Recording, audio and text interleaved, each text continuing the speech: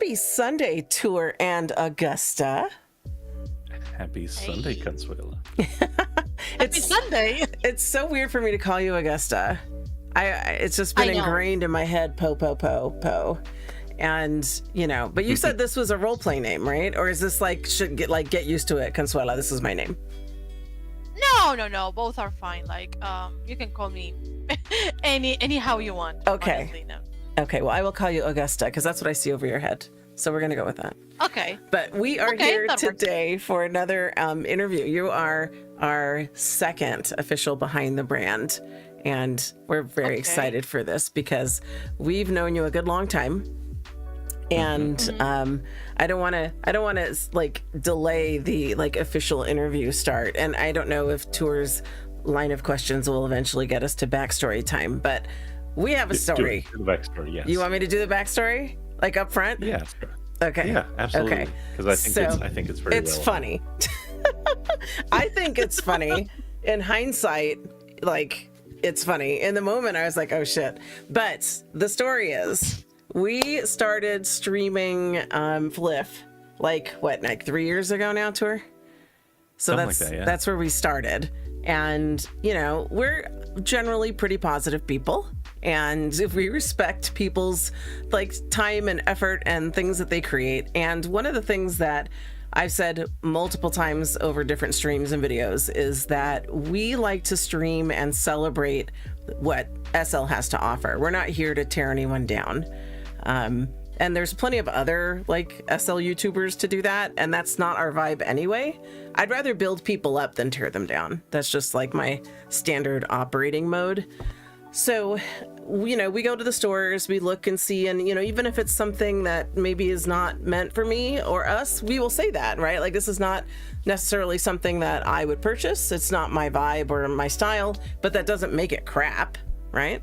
So, So one day, we'd been to your store a few times, and this was back before it was Octubre. It was Lulubi. And so, yes. And so we were coming in and there was this one day that you had wings and I was like, these are great. I wish it had a HUD. And then I don't know if I was in a mood that day because I didn't say it like that. You were. It was more. You were in a mood. I was, to be fair. It was more it was so lazy not to make a HUD. That's what the comment was in that vein, was it was so lazy of the creator to not include a HUD. And because really what it is I am lazy and I want a HUD. So I made my comment and went on my merry little way. And then the next day, maybe I had a direct message from you. I had never met you in my entire SL. And I had a direct message and I was like, oh shit. I don't want to be that vlogger. I don't want to be the one that's insulting people because that's not what I'm here for. Yeah. And what was cool though, I'm going to call you Poe. I'm sorry. It's just hard for my brain. What was cool though, Poe, is that you were just you are just naturally direct, but you're not confrontational direct. You're hey, you said this and let me help you understand where I'm coming from. And it was a very positive conversation. And I felt like I came out of that conversation with a new friend. It could have gone very badly, right? You could have said, bitch, you need to back up. This is how it is, right? But you didn't. Yeah. You're like, hey, this is where I'm coming from, just so you understand where I'm coming from. And it was very adult, very just two adults talking to each other. It was a wonderful conversation that really just changed the way I went about doing things. So, I mean, that's my side of our story. How do you want to elaborate on that, Poe? In my case, it was I think it was the first time I did a 50 Lean on Fridays. Oh. It was, because it was always my dream to be part. But since they don't take new designers and in that time they didn't have applications or anything, it was just a dream. But what they did have, and maybe this is a tip for all designers that might be listening into this and they are asking how to get into those events, they were always taking new designers in their seasonal events. So I was in one of them, and suddenly when I was there, like minding my business, working, I see this message from Barb that was saying that she had some couple spots open on 50 Linen Fridays, and if any designers wanted to take it, it was a possibility. So I remember being like, oh, at first I didn't think it was for me, but then I was like, what if I ask her? So I sent her a DM, and she was like, yeah, of course you can join. So I was like, oh, yeah, yeah. But then I realized that I only have like 2 hours to put something together. I didn't want to, since it was my, like, in my head, it was like my big possibility to prove that I deserved to be there. So I wanted to do something special, but I only had 2 hours. So I was like, oh shit. Oh, sorry, I can't say that. It's YouTube. Sorry. Oh, you can. I and- just said like fucking bitch, so I'm sure you're probably fine. Please do. It's just It's don't. fine. You know what it is? All it is, Poe. Don't expose your nipples. That's all. Oh no. Okay, fine. It's good. I don't have them. I am not wearing them. hates So. pixel nipples. I'm just saying. Any boobs, that's where we get in trouble. But continue. So I wanted to do something special, but I didn't have a lot of time. And I had these wings I was working on for a while, but there was no way I would be able to do the hat, because back in that day I was not, I didn't have like a solid workflow because I was just starting. So everything took me hours. So I was like, okay, it's fine. I'm not gonna release a hat. I will do like two variations of the wings, and that's it. What can be wrong? Like, people will like them. I guess they will get it. Except for this bitch right here who's lazy and wants a HUD. But go ahead. And then I remember someone told me, hey, I love your items, but I agree with Consuela. You should have included a hat. And I was like, who is Consuela? And and she's like, oh no, she's a YouTuber I follow. She goes around stores. And I was like, oh, okay. Can I get like the link? Because I came from a very, very bad experience with another YouTuber. So I was like, oh, not again. Not another one. I can't do this again. No, I can't do this again. And I got into the stream and I was like, oh, she's really sweet. So I instantly understood that you weren't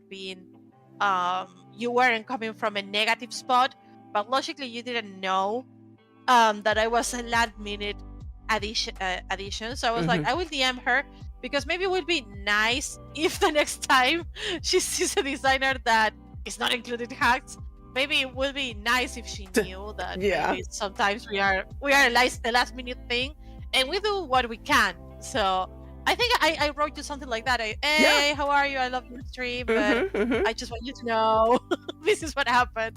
And honestly, it was never about calling you out or fighting or anything. It was more like, hey, this is what happened. Please next time, don't say I'm lazy. Thanks. Yeah. No, and you were completely within your rights. Like, I completely understood where you were coming from, and I was definitely very apologetic, because I was not trying to say that you were lazy, even though it's exactly what I said. And that's not what I meant. But yeah, I understand how it came off. No, it's fine. Honestly, I think we as adults, we know the intentions that people has when they are saying the things they are saying. So I understood you weren't being that kind of negative person. It was just a comment, and that was it. Not a big deal. Honestly. Yeah. And I have no regrets in making it, because we're friends now. So yes. Exactly. It also led to some really like Consuela and I talked fairly at length, even besides engaging with you on it, to kind of self-check and reevaluate kind of how we coach feedback in our videos. And I think it led to some really good conversations just internally between the two of us on that as well. So yeah, it was definitely, I found it very enlightening to kind of get a little bit of a peek behind the veil as in how designers even organize in these events, because we had no idea at all how any of that went down. One thing that kind of is the naivety of the Second Life consumer is we really are in the dark about all of the effort that goes into making all these things actually happen on the grid. So definitely appreciate that. No, and also, let's be honest, as customers, it's not your duty like to know all the effort. So you can't blame someone for not understanding or not knowing. So that would be like really immature from my side to basically get mad at that, because it's not your fault, you don't know. So that was never my intention, like to sound like bitchy or something. So shall we get into things? Because we've got a lot of different subjects to kind of drift through, and I wanna start off by kind of going to the origins of you. So you not to like your actual birth, but to your Second Life birth. How did you get into the grid in the first place? You know, and like what drew you here? What friends brought you here? Are you still friends with them? Like that kind of thing. You know, how'd you find out about this weird place? To be honest, I it's not that I don't want to say it. I don't remember. Wow. Yeah, because I didn't have any friends here, so it's not like I had someone that introduced me to Second Life or anything like that. No. So yeah, that's a really good question. That's fascinating. I was going to say, too, have we ever run into someone who doesn't remember why they came or how they came to Second Life? It's usually a very formative memory. Yeah. It's usually I'm looking at Poe in a whole new light, like she's like an alien creature that we must study. Like, what is this? Well, okay. What is the earliest memory you have of Second Life? Oh my gosh. She's like, I don't know. I just woke up and did Octubre one day. Yeah, no, it's like when I think about when I started, I don't remember. Oh my god. Well, how many years have you been in Second Life? Do you remember that? Wait. How old is my account? Almost 7 years. So that's 7. How okay. long I have been. Yes, that's how long I have been here. I never assume somebody's avatar is their first one, as someone who is like habitually creating avatars. So this is not my original avatar. So I've been here since 2007, but you've been here nearly 7 years. Yes, I remember I created a first avatar, but I forgot her password, so I never recovered her. Okay. Oh, no. That's how impressed you were. You forgot the password. Yeah, honestly, I remember. No, I'm remembering now. I saw it way too many years ago when I was like 12. Back in the day, I used to live in a really small town. So there was this Sunday diary that came that my grandpa used to buy, and it came with a magazine, and that magazine used to have a special part where they will show the latest video game things and stuff. And I saw the history about a couple that met here. They were talking about that, about how it was, what Second Life was. But of course, I was only 12. And back in the day, I didn't have access to internet because my father was like, no, you are not doing that. So I guess that stuck in the back of my memory until I was like in my 20s. That's a lot of time, by the way. Yes. And I guess one day I didn't know what to do. I was bored and I was like, oh, I remember this game I saw when I was 12. Let's see if it still exists. Wow. And here I am. Wow. That's really cool. That was a fun ride. I do actually remember, because the timeline you're discussing is when I was in the grid, when I joined. And yeah, it was hitting up a lot of different magazines, and news articles were being printed on it about virtual relationships starting, and then like the virtual landlords are here and all this noise. You know, of course, the Anchi Chung Empire took off and just started. They even had like, I think they were featured on like CNN at one point. Yeah, like it was wild. So yeah. Yeah, I guess back in that time, these whole metaverse things were getting way more attention, but I think it has to do because well, The It was Sims incredibly came novel out. at the time. There wasn't really It was anything something like new. it. Yeah. It was something new, and it was like the same time where we have a Messenger and all those. Like it was the starting of social interactions on the internet. So Yes. I guess that's why they were all over the magazines, because what Linden Labs had here was never seen until that day. So I guess that's why it caught my attention, because I remember in the magazine it was saying it's like The Sims but with real people, and I was like, oh, how cool. Yeah, I mean that's a pretty good advertising. But of course, I had luckily I had really responsible parents. I remember I had my online time very limited when I was like 12. So when I showed them the magazine, they saw it and they were like, nah, you are not doing this. That was probably the Anything best that choice. like anything that included real life interactions or the possibility of me knowing someone online was a hard no. Yeah. Smart. I mean, I'm fine with that. Like, I'm fine with that. Yeah. Well, that's very interesting. So, so you've been in around 7 years or so, you said. And I'm curious, so like when you first joined up, like did you already have kind of obviously the aesthetics and what avatars and everything can do has changed drastically, but have you always kind of gravitated towards kind of your style, like kind of more magical and kind of slightly darker sort of themes? Did you dress that way, hang out in those sort of clubs, or has that changed? Or I would be very honest. I spent 1 month in the newbie island because I didn't know how to get out. oh no. So Hey, you weren't alone. my I didn't know how to process- get out either. So my process was very slow, and within a whole month, I was pretty sure that was everything Second Life was. So, wait, you thought it was in one terms- sim? That was it? Yes, I thought this is it. Okay, so we land here, and we always talk with the same people.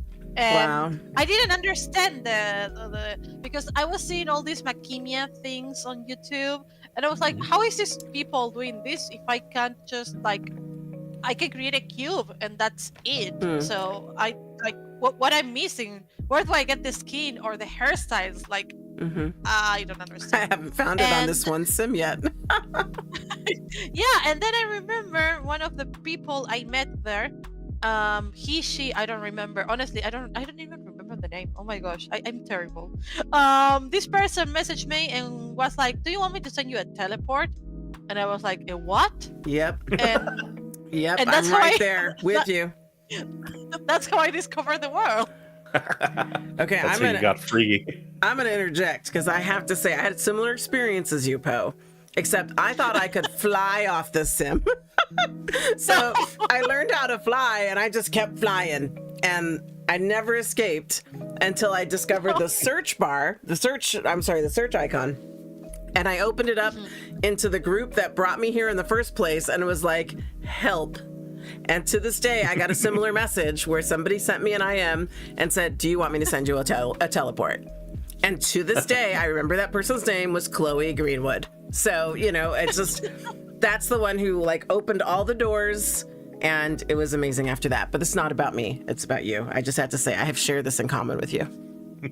I think we are not the only ones. I think when you start Second Life, the experience is really traumatic. Like It is. It was. The onboarding is. It was bad. It's gotten slowly better, but It I has. still feel like it could do so much better. No, for me it was terrible. And then I discovered that I needed money to look good. And the problem was that back in that time in Argentina, we had a government that didn't allow us to use dollars, so we couldn't get lindens. It was super expensive. Oh, wow. So I was like, oh, so if I want my avatar to look in a certain way, I have two options. I need to get freebies or I need to find a job. And I started asking around and they said, you can be an escort. Of course. I knew that's what you were going to say. Or you can be a creator. And I was like, okay, I have the social skills of a drunk raccoon, so I can't be an escort. Okay, so I will be create. And then I was like, okay, but I don't know anything about creative. So what am I going to do? And then I realized I was like, oh, wait, I'm really good at drawing. So I started creating makeup, and that's how this started. But honestly, my brand started because I needed money. Like, it's not that I had this is not my entire life dream or something like that. No, I needed money. I was poor. I was broken. So was it originally Lulubi? Yes. Okay. Okay.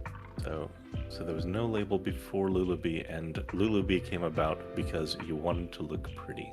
That's fantastic. Yes, I love basically. I love it. Because I failed to be an escort and I needed something to But when it started, I didn't even thought it was going to be what it is today. Like when I started, I remember I didn't cash out. Like I spent all my linens. It was a disaster, guys. Like it was like all the things a designer never should do. I was doing them all because I didn't take this seriously. It was just like a video game. I logged just to purchase things and stuff, and that was pretty much it. Like that was Second Life for me. And then one day, I'm trying to remember how, but I ended up having like 30,000 lindens. Wow. And that was a lot of money. So when I did the conversion, I was like, oh shit. And then I remember I needed socks in real life. Oh my gosh, this is so embarrassing. So I was like, what if I cash this out and I use that money to get socks? Because there is a really funny story. My mom told me not to use those ones because she had a thing with those socks. Like she loved them. Of course I didn't obey and I lose them. So I needed to replace them before she found out. Oh no. So I had the money and I was like, okay, I will cash out. So I created a PayPal account and I linked that PayPal account to my university bank account. Yeah, really irresponsible from my, but and I did my first cash out. And when I saw, like, when I realized that I could make real money out of this, I think something changed in my brain, and I was like, oh yeah, hey, this is no longer a game. I can actually I can live out of this. And I was in a really weird spot in my real life because I was one exam away to get my medicine degree. But at the same time, I was having a crisis and I was not feeling I wanted to do that for the rest of my life. But I couldn't tell that to my family because I did the whole university. So I was in a very weird spot. And when I started noticing that I could make money out of this, I remember I sat my mom down and I was like, you know, I love you. Yeah, I'm not going to be a doctor. Oh. And she was like, you what? And I was like, I'm gonna do art. And yeah, it didn't go well. It was really bad. But eventually she realized that I started making money and I was okay. I was doing all right. I wasn't doing drugs. So she was like, okay, yeah, if this is what makes you happy, yeah. The only advice she gave me was be the best. If you're going to do this, be the best. Don't be just another number. I guess I was like, in my way of seeing things, that was her showing support. So I decided to become the best. because like, yeah, it was like go big or go home, and I didn't have any other option but to go big. I don't think I'm the best, by the way. I don't want this to be taken in that way. But I do everything I can to be the best version I can of myself. Like, I put this love and this commitment into every object, so the new ones are better than the old ones. And to show that, in fact, I care and that I'm committed with this, even though it started as a joke or as something I needed to do because I needed to make my avatar look pretty. And we have a comment in the chat from She saying that you're very inspiring, Poe. Oh, thank you, but no, don't drop university. Don't do that. No, don't get inspired by that. It's not good. Please. I think, depending on where you are, it sometimes makes sense. It just depends on what your life situation is. Yeah, if we consider I dedicated 5 years of my life into that career, it's not a good thing to drop it. But at the same time, I think I always can do that last exam and get my degree if I wanted to. Yeah. And maybe you will sometime. Who knows? Huh. That's very interesting, though, that kind of that shift that you mentioned, because I do think that makes it much more real, because otherwise it's just it's numbers on your screen and number go up, number go down, but when you cashing out suddenly connects it to like your first life in a very tangible way. In this case, socks. Socks. I love that. I love that. And I want to toss in another comment from the chat. We have Sinestra81 that says, I love Poe. She's the best. She's my favorite teacher. Oh, thanks. It means a lot. I think for me, it was, in the way of cashing out, because I never had to put real money into this. But when you realize that some other people is actually putting real life money into this, that's when I understand why people don't want Second Life to be called a game. Yeah. Because when you are putting real life money into this, or when you are making real life money out of this, certainly it's not a game anymore. It's something a little bit more complex. Yeah. For sure. Yeah. I would agree So with that. Before I get cancelled again, I didn't call Second Life a game. just saying. I can't go over this again. Just saying. Well, and even besides the finances, because like I definitely agree with you, but I also want to put a caveat to that, because there are also games that do involve transactions of both putting in and getting out real money through cash shops or whatever else. And I'm not even just talking about gambling, just like there's various RPGs out there where you can invest in things. But I think one of the things that's very unique about Second Life is there is no actual organized play that's built into Second Life itself. There are games that exist in Second Life that have been created, and you can look to groups like MadP to find those, but the thing itself really is just a virtual world, and I think that I think it's pretty unique in that regard. I know there are newer things out there, VR chat, whatever else, but the way that Second Life is built stick by stick, prim by prim, by the residents of it, I feel it's just super unique to Second Life.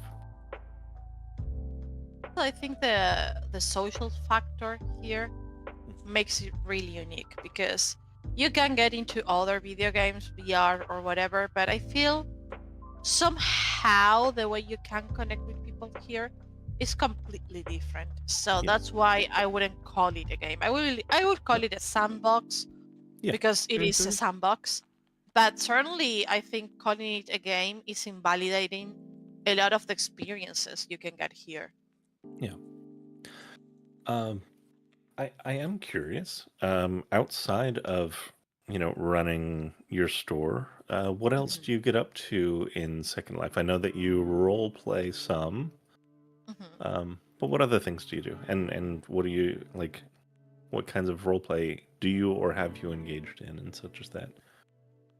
Well, that's actually a good question. When I'm not Thank you. creating, you're welcome. Like, when I'm not creating and when I'm not like working, Mhm. normally I try to log out. Not gonna Hmm, lie. that's fair. For a lot of during a really long time, I never engage in Second Life besides creating. Huh. Because I am the kind of person that needs to have everything in order. Like, um, if this is going to be my working place, then it's going to be my working place, and I'm gonna have to treat you as one. But Second Life has this thing that you always want to explore a little bit more. Mhm. So in my case, I knew I didn't want to do the social part, going to discos, not because I have anything against it, but because it's something I don't resonate with. I think that's fine. We resonate with certain things and we don't with others, and that's valid. So I knew I didn't want to go to discos. I knew I wasn't interested in being a blogger, for example, because I don't have the patience. I suck at deadlines, so no, totally not my thing. Mhm. But I wanted to do something that allowed me to express myself and my art in a different way. And something I always did since I 10, 11 is writing. Mm. I always love writing. I did a lot of courses and workshops for writing, a lot of creative writing. In real life, I even published a book long time ago. So, um, I yeah, mean, if you're willing to, I'd love to get that book like linked to the video. no, no, No. Okay. no, because Oh. it was no. I gotta explain. It's not as important as it sounds. I was part of a really important school in my city, and this school had this program in collaboration with the editorial, and they allowed the students to release a writing in a book like as a communal thing. It's not just my book, it's a book with all my classmates. Okay. What I wrote back in that day, it's so stupid, so silly. It's like, no. Okay. Also will mean exposing my real life name and That's where I True. thought you were going. like and for me, I don't care. Like I am a public person in real life anyways because of my work. But it's exposing all the names of the people that went to school with me, and I Oh. feel that's the problem. Yeah. Okay. Fair enough. Fair enough. All right. I will retract the request. But if I find the book, I will take a picture just to that size and I will post it because it's so bizarre. It's, Okay. it's so bizarre. I don't know how did I ever thought writing about a V was a good idea. But yeah, Have you continued to do various creative writing though? yes, I keep writing. I actually do erotic novels in real life from time to time. Yes. And I'm not gonna say that's my work because it's not, but it's something I enjoy. One day maybe I will publish them or not. I don't know. I don't know if I want my grandma to read that. So Well, you can it's a get a pen sensible name topic. or something. She will know it's me. I She know, will right? know. She will know. Yeah, nah, she will know. Yeah. With all of her erotic And reading, she'd stumble upon it and just instantly recognize your writing style, no question. No, you did not say her grandma and reads erotic stories. Well, she that's what's does. implied. She does. She does. There you go. See, she Well, does. damn. Like she's a beautiful woman, and my Oh, grandpa There no you go. doubt. died No doubt. like kinda young, so she needed to, Yeah. keep living. Everyone's got urges. Yeah, I get it. Yeah. All I'm gonna say is I gifted her 50 Shades of Grey for Christmas, and she was Oh. enchanted. She loved it. So Fantastic. Oh gosh, I love that. So yeah, something I enjoy is doing roleplay because it allows me to explore more about that, and the fact that it's a collaborative writing because you can collaborate with other people in creating these amazing storylines. Yes. To me, it's amazing. I started here in a very dark roleplay that was called Dreadville. Sadly, it's no longer here, like they closed the sim, but it was very nice. It was like dark urban supernatural roleplay. Okay. Then I spent 2 years at Woodcrest. We all know that that chapter ended very, very bad. And now I'm exploring in Crackden, and it's kind of fun. Yeah. It definitely appeals to a certain type. Yeah, I have my own history there, and it's nothing about, like, I don't want to knock Crackden, but it definitely was not a place that was good for me. Certainly in the mental state that I was in at the time. But I think it's really important to be to find a place where you resonate and to be in a good mindset, because especially if you are going to explore dark topics in roleplay, it's very important to know and to be in a good, healthy mindset. Yes, definitely is. And also to engage in that with people who deserve the level of trust required to engage in those things, because I think that's where things go wrong and go off the rails often, is when because you're both on the same sim, you just kind of assume that you're there for the same reasons, and things can go poorly when you delve into topics that maybe you should build up some more trust before going there. I agree. Yeah. But I think it's, as everything in life, it's about consent, and it's about having an honest adult talk before that. Like every single time I'm going to roleplay, I have my limits very, very clear. There are things I will never engage with because they trigger past things that happened to me in real life, and I don't want to. I recognize I'm not in a good, healthy spot to revive that. So far, every single time I told someone no, I'm not going to engage into this because this isn't that. I always found people that actually understands. But of course, good. it's like in everything. In those kind of roleplay scenes, you might find people that actually is there for the roleplay, and then you have people that is there just to see if they can get laid. Because let's be honest, it is what it is. So it is what it is. You're preaching, that's for sure. It's about finding a group that makes you feel safe enough to explore themes that maybe you feel curious about. And it's important to know that that group will respect when you say no. Yes. Because it's like in everything in life. You can agree to have a dude at your place. You can be naked in the bed with him, but at the moment you say no, it needs to stop. Here, the same applies here. You might be showing that you want to do the role play. You might be like, yeah, let's do it. You start getting into it, and then you are not feeling it. And when you say stop, it needs to finish. It's just that. It's consent. When you no longer have consent, it's no longer fun. Yep. Fully agreed. And also on kind of the flip side of that, and probably something that I needed to myself learn a little earlier, is you also need to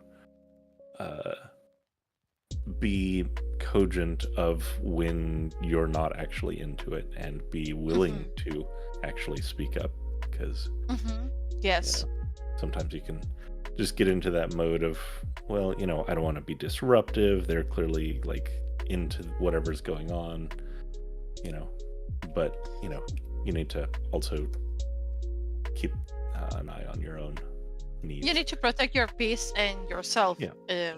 For example, I know that in Crackden there are a lot of themes that, of course, I can't mention here because, but there are a lot of dark themes, and I don't resonate with a lot of them. And personally, I don't understand why someone will engage into that. But not understanding something doesn't mean you can't respect that. So I understand this is not for me. I don't understand the trip or the fancies or whatever into doing certain things, but I would respect if other wants to do it because it's an open space. So I can't tell people not to do something because it's bothering me, but I can retire myself from the situation if it is hurting me. So if I see where the roleplay is going and it's taking those tints, I will be like, hey guys, excuse me, I need to do something else. Bye. That's it. I feel you can be mindful of your own space and protect your peace, and at the same time respect that maybe other people is having fun with that. I always say that if you are the one having the problem, you are the one who needs to leave. And not force the others to change what they are doing. Yep. I'm having fun with the chat in the background while you all are talking. I'm listening still, but it's we got a fun group in the chat, and we had Cole pop up when Poe was talking about that some people are in the role play for sex, and they had said a lot of people in SL use SL role play instead of Tinder, which I thought was hilarious. It's true. It's true. So, but yeah, we got a good group in the chat. We have She and Lark and Cole, and and Sinestra. That's who we have so far. So they've been a lot of fun, and I just like to chime in with what they were saying here and there. So continue.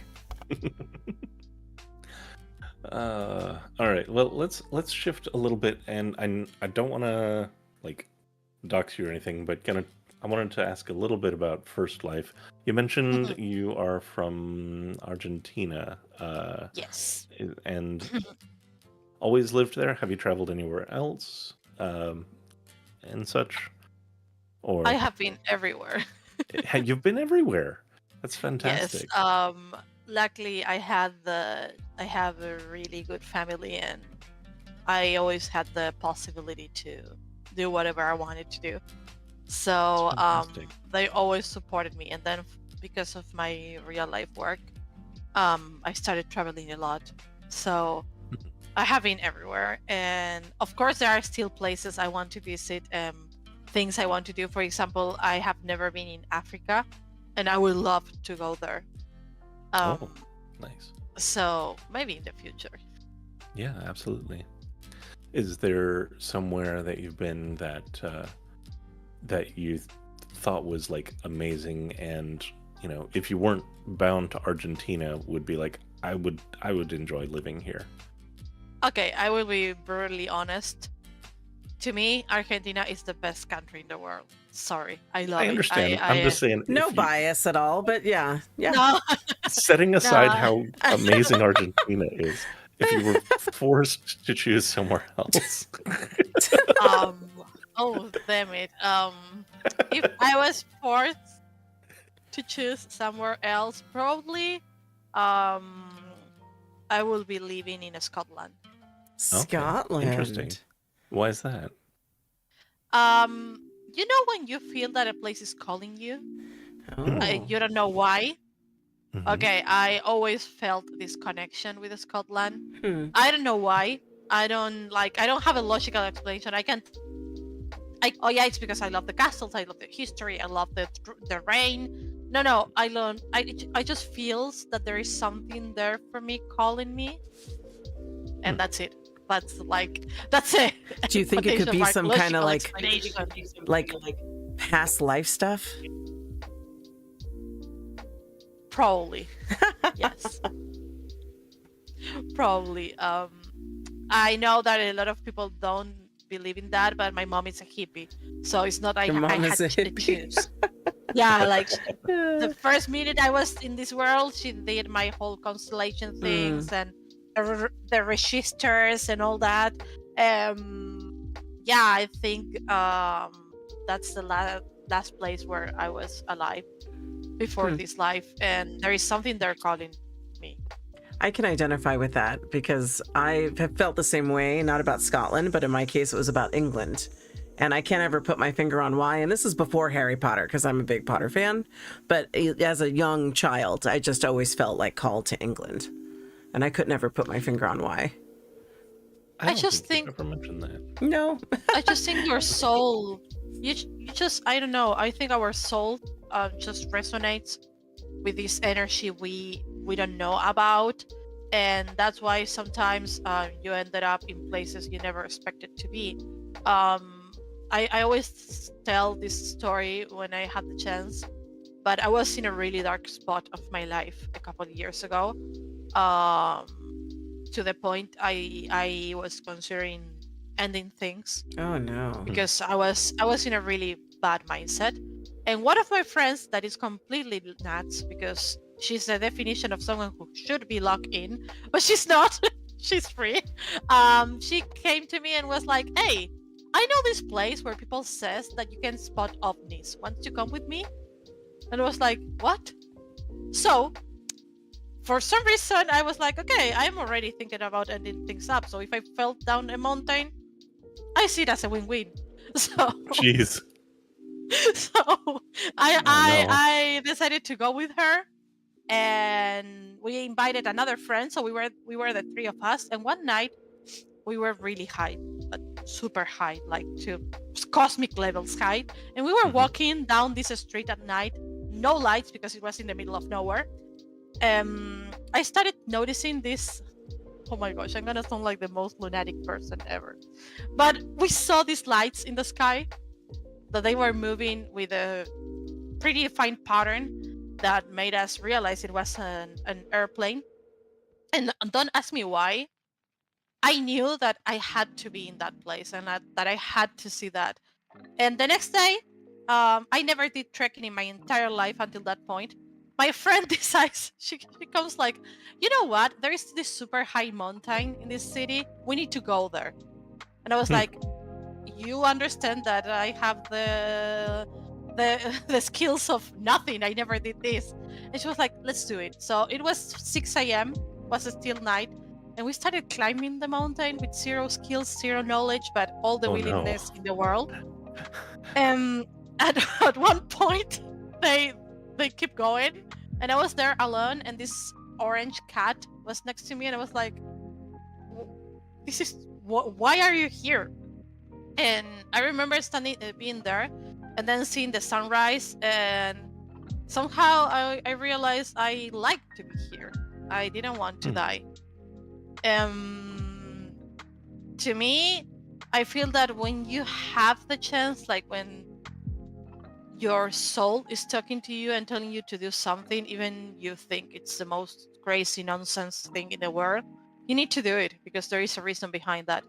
In my case, being there alone in the middle of a mountain in a place I never visited before, with zero skills and basically almost ready to puke alone, was enough to realize that,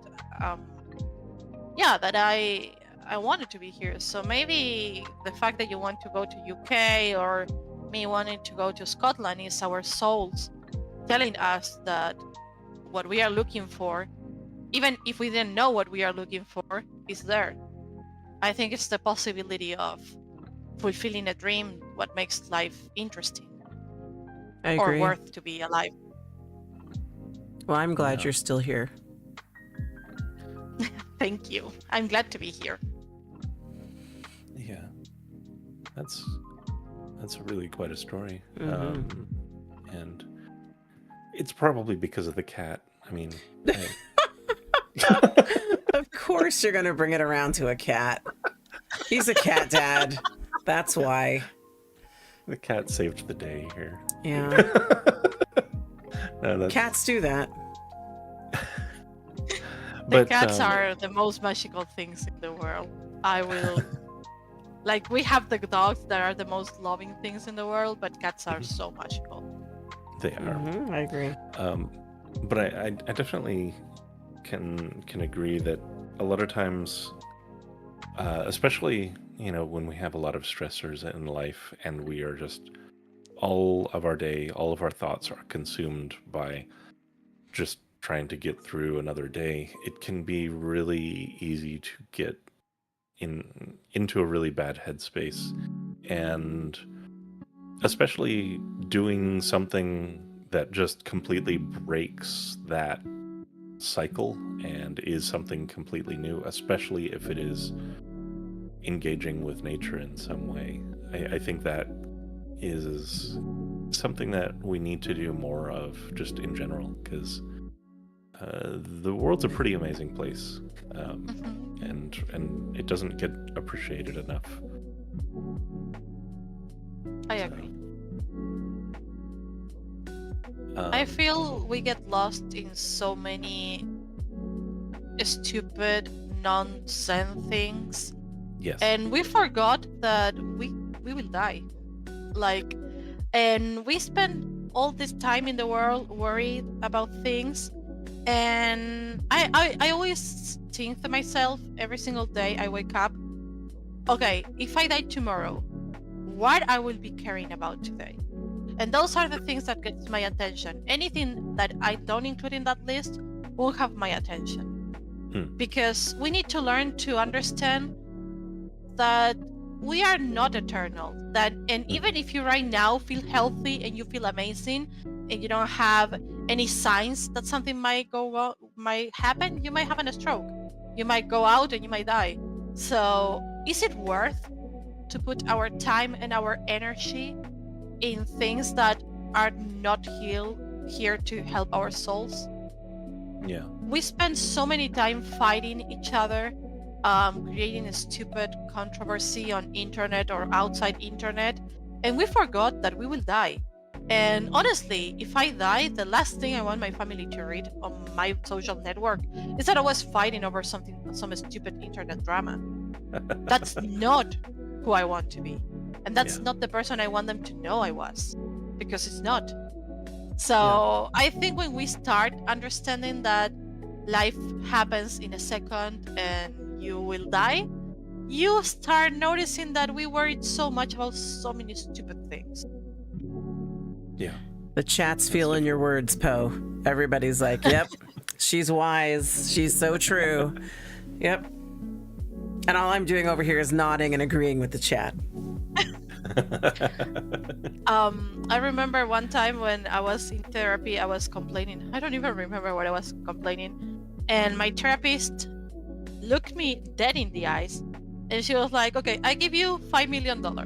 Will you take them? Of course, who wouldn't, right? I was like, yes, of course. And she told me, okay, but in return, you need to give me your legs. What? Your legs? Yes, I give you $5 million, but you need to give me your legs. You won't be able to walk again. Would you accept? The answer is no. I think no one would. And that's when you understand where the priorities are. Being healthy, having 2 legs, 2 arms, being here and being alive and being with your family and loved ones, that's the important things.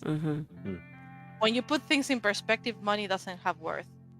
And what people says about you stop having worth too, because at the end of the day, that's not the important things. And I don't do you know Cole at all in the chat? I'm not sure if you do or don't, but yes, he's all about the money. He's like, let's go. I accept. All caps. Let's go. Count me in. Take the money. Wow. I'm just over here shaking my head at Cole. Oh gosh. Oh my God. So kind of on a similar-ish note, I'm curious, with you've mentioned like expressing yourself and how putting your energy into things that matter to you is what really matters. And you've said you role play in Second Life. Do you have an analog of that in First Life? Do you still just do creative writing, and do you create in other artistic ways outside of both your job and here in Second Life? Do you do some other hobbies or creative outlets? Yes. Or do you? Or, okay. What No, all do you engage in? not creative. I do trekking. Like after Okay. that experience, I started getting Started more hiking yeah. into that lifestyle, and I started visiting Nice. different parts of my country, seeing the best trekking um circuits, trying to find the most beautiful views. And I also sing. I play the guitar from time to time. Oh, nice. And I paint a lot. But in general, I would say that my two works keeps all my creativity. When I have free time, I read a lot. I love reading a lot. Do you But have yeah. any recent book recommendations?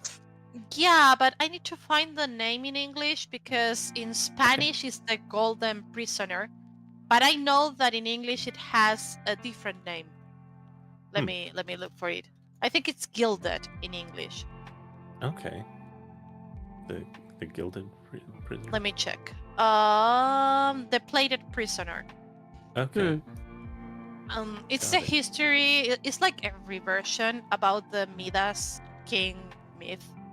You know, this king that turned everything in golden, Everything everything touched he in touched. gold, Okay, but it has a twist with a prisoner and everything being a lie, and not everything that shines is gold. It explores very dark themes like power relationships, and about being in an abusive relationship without knowing it. Oh. It's a really good book. It was recommended by Nat, by my best friend Nat. And at first, I need to warn, if anyone is going to read that, it just starts with an orgy. But I promise you, it gets good. So don't let the first chapter spoiler fool alert, you. starts with an orgy. Yeah, but don't let the first book fool you. It's Okay. actually really good. Fair enough. I'm gonna go ahead and just drop that link into chat, because it looks like it's a 6-book series. Yes, and I will confess something. I have one of my friends. She works in an editorial. She's a translator. So the 5th and the 6th book are not even out yet, but she got them from me. So Sneaky. yeah, sneaky. Sneaky. That's fantastic. It's really good. It's really good. It's worth to. Well, I don't know if you're into fantasy and teenage, but not so teenage dramas, and a touch of exploring dark themes. It's a really good book. A really good series, actually. If you like Crystal Throne and all those ones, you will love it. Fantastic. Thank you. No, of course. I'm a little tempted to be a little selfish, and because do it. This is your interview, but you mentioned you really enjoy trekking, and I kind of want to tell the story of where Consuela almost. Oh my god! I thought we told this story on stream before. Oh, well. But we go probably ahead, did. just summarize. I'll summarize. I'll keep it brief. So it was when I was out visiting Consuela, and we decided to go hiking in Joshua Tree, and we were again not necessarily perfectly prepared for it. But come on, you just heard a story of Poe climbing a fucking mountain with no preparation at all. I know. And we had preparation, we had materials, and it was a fail. Spoiler, it was a fail. We had some water, we had our cameras,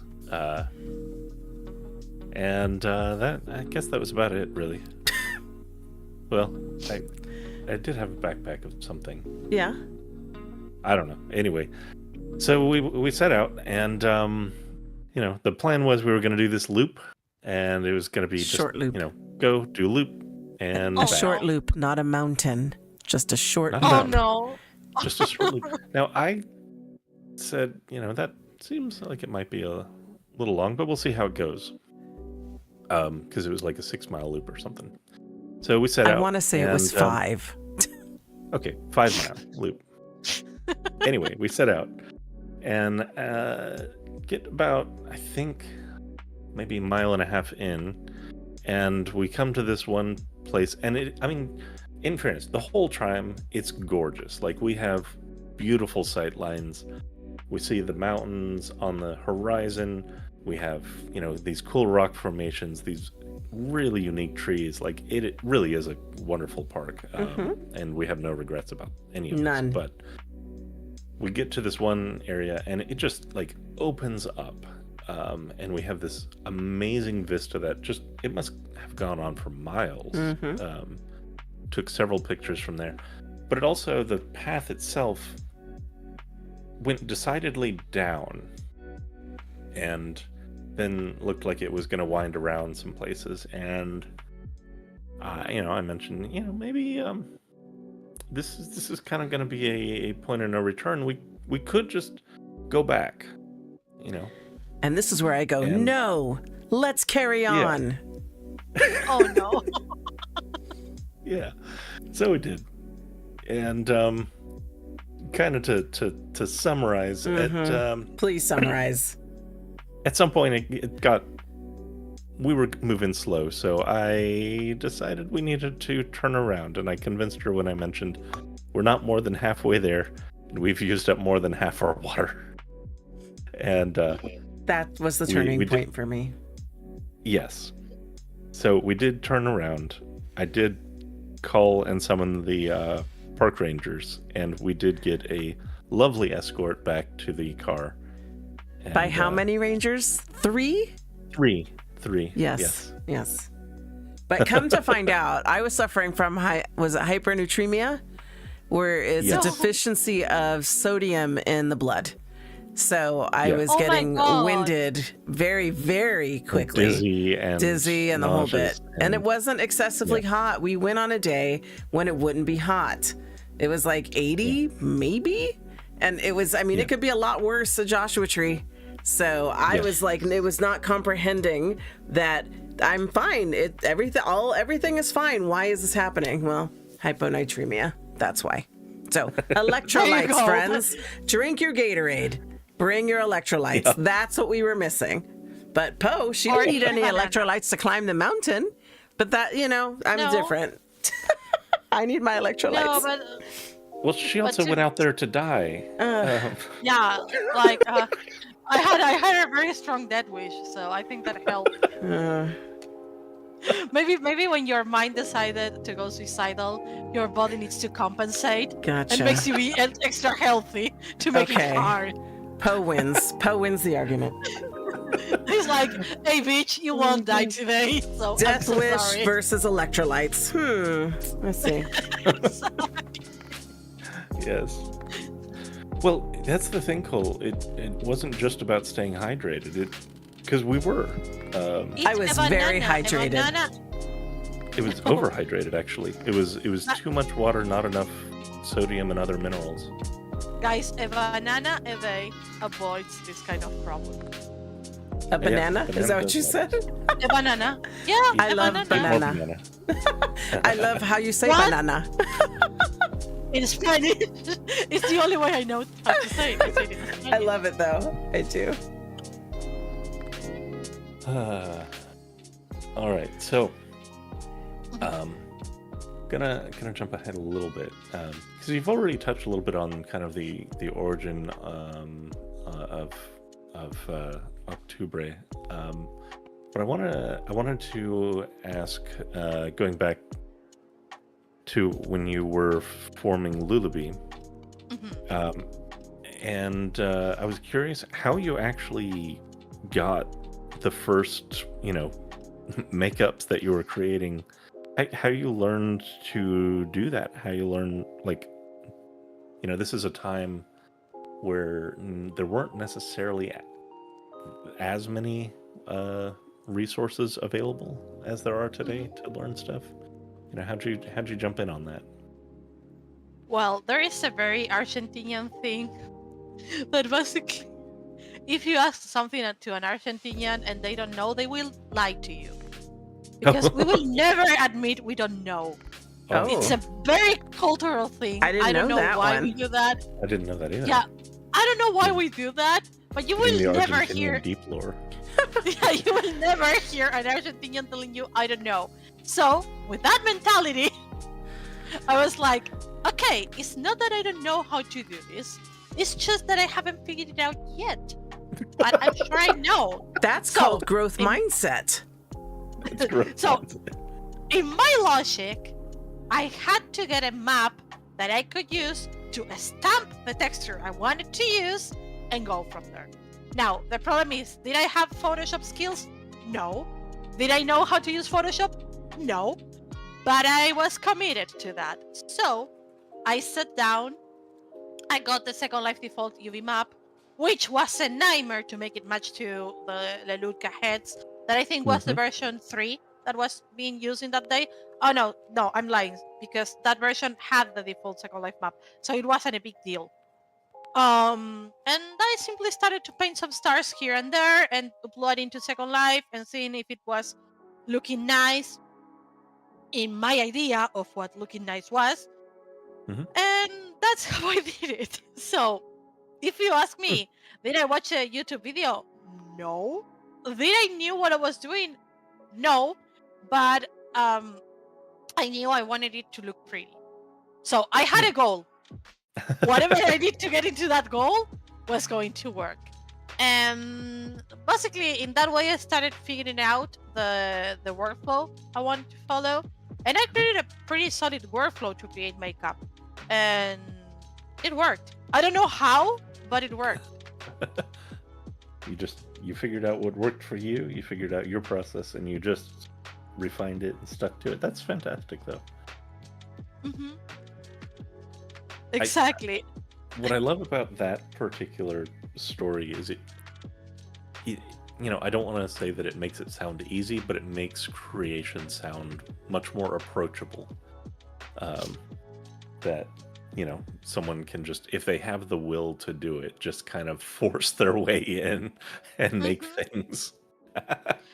Because I think it's a really bad mindset to think that we need to know in order to do things.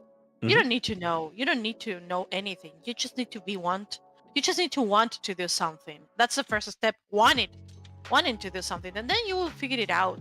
Like when I started with Blender, I had zero idea of what I was doing. I was so lost. But I knew I wanted to create things, so I had the goal. Now, all the things I had to do to get into that goal, okay, that's the process. And it's really important to also enjoy the process. Yeah, you will make mistakes. Some things are going to look like crap. My first mesh was terrible. But eventually you figure it out. If you already have the goal and you have the mindset and you are like, you are not going to win me. I will do this because I can, because I have the possibilities, and because there is no one in this world that can tell me what to do except myself. So I always had that mindset that if I have something in my mind, I don't know how, but I will make it happen. That's my mindset. I like it. I like it's a good mindset. Everyone should be a little bit more Argentinian. It's not that you don't know how to do something. You just haven't figured it out yet. I love that. Exactly. And somebody in the chat previously, I can't recall if it was she or Sinestra right now, without scrolling way back, had said that, like your classes, and I know we haven't touched on that just yet, but teaching, the fact that you teach others how to mesh in Blender, just making her realize that, she can create and she can do things, giving people that confidence. Yeah. Because I think a lot of people count themselves out before they've even given themselves a chance. Oh, yeah. Definitely. Because we live in a world that will always tell you you are not good enough. So we need to defy that, because with that mindset, they put you in a box and they make you believe that there is a lot of conditions and things to do whoever you want to be. And someone here put you might want to take a lesson or two if you want to fly a so commercial plane. You see it. Yes. Yeah, that's Calla. Yeah, of course. I mean, I'm not gonna do it watching a YouTube video, but or maybe you can, like, no, but for like, of course, for real things, if you're going to do a surgery, you might want to be a doctor first, like, you might kill someone. But at least in the when we are talking about creativity, there are no rules. Like, who is here to dictate what is okay and what is not okay? Just explore, do whatever you want to do, find your way. There is always this debate I see going on Facebook about, no, because paying for classes to learn Blender is stupid because you can watch YouTube, blah, blah, blah. And we need to understand that everyone is different. In my case, I suck at taking classes. I'm the worst student in the world. I have the span of attention of a turtle. I will probably end up doing something else and not going to class because that's who I am. Right. But so classes doesn't work for me. Okay. But if I want to do something and a class don't work for me, I need to find something else. Because if we don't follow the standard and if we don't fit into this box the society wants us to fix, what are we doing then? We get out of the society. We are like, no, we find another way. We make it work. So I always say, if you can follow a YouTube tutorial and not spend money in classes, amazing, good for you. You are so smart. I admire you. Yay! Here you have some confetti. But if you're a person that can't follow a YouTube tutorial because you don't understand, because you get distracted, because you need someone to be next to you and you have the money and you want to pay for classes, your process is as valid as anyone else's process. We need to stop this snobbish mindset that learning everything from YouTube makes you better. That's bullshit. One thing I want to say about classes, especially in like a creative space, is I feel as though one thing that's missing when you just try to get all your information from YouTube, and this is again just for me, everyone learns in different ways, is you can get like the rote information, but classes give you a structured environment where you're allowed to fail into creating something. And what I mean by that is it gives you kind of permission to suck while you're getting better. Whereas like a lot of, if you're just in a YouTube tutorial, you only have your own judgment, like that's always clawing at your mind and saying, well, this isn't like professionally done. It doesn't look great. You're thinking about all the things that you want to create way down the road. And I think especially it comes in from like, obviously we're taking your classes, but one thing that really stuck out to me was when I attended our Visionaire, the photography class, which Consuela turned me on to, and now we both help teach, is I was always interested in Second Life photography.